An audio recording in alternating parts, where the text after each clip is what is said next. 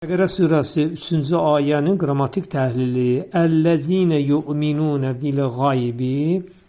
Demək, o kəslər ki, qeybə inanarlar.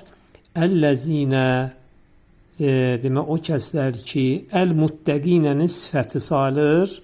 Əl-muttəqinənin sifəti ismi məfsul, yəni nisbə əvəzlikdir. Kişi cinsindədir, cəmdədir və hallanmır. Nisbə əvəzliklərin yalnız və yalnız ərəb dilində təsniyələri hallanır. Yu'minunə, iman edərlər və yaxud inanarlar. Əmənə yu'minu, yəni feilin 4-cü babındadır. Cəmdədir və 3-cü şəxsin cəmindədir, kişi cinsindədir. Bil-qaybi, burada bir ön qoşması əmənə feili ilə bir yerdə işlənir, yəni yu'minun ilə bir yerdə işlənir. Demək, bu bizdə olacaq deməklə vasitəli tamamlıq. Ərəb dilində demək, feillərlə işlədilən ön qoşmalar ismin önünə keçərək vasitəli və yaxud vasitəsiz tamamlıqlar yaradırlar. Qeybə, car məcrur.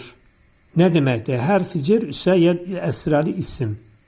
Yəni, bir ön qoşma üstə yəlik halında olan isim. Və bağlayıcıdır. Yuqimunə salətə, namazı qılarlar. Bu yuqimunə feildir, indiki gələcək zamandadır.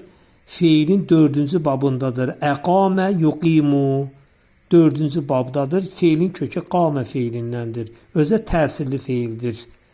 Qılarlar nəyi? Namazı. Demək, feil burada özündən sonra gələn ismi saldı təsirli halına.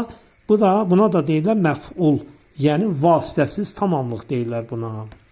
Və bağlayıcı mimmə razəqnəhum yunfiqun.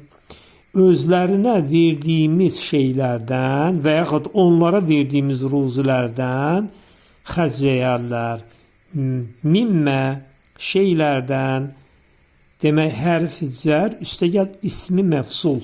Yəni, min ön qoşması üstəgəl mə nisbi əvəzliyindən ibarətdir. Damdən üstəgəl nə? Bir yerdə olacaq şeylərdən.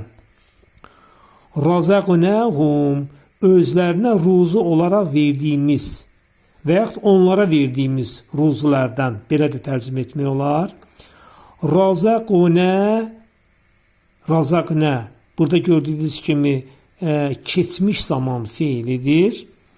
Nə burada faildir. Feilin razaqnənin failidir. Hum isə nədir? Məf'uldur. Feil üçün vasitəsi tamamlıqdır.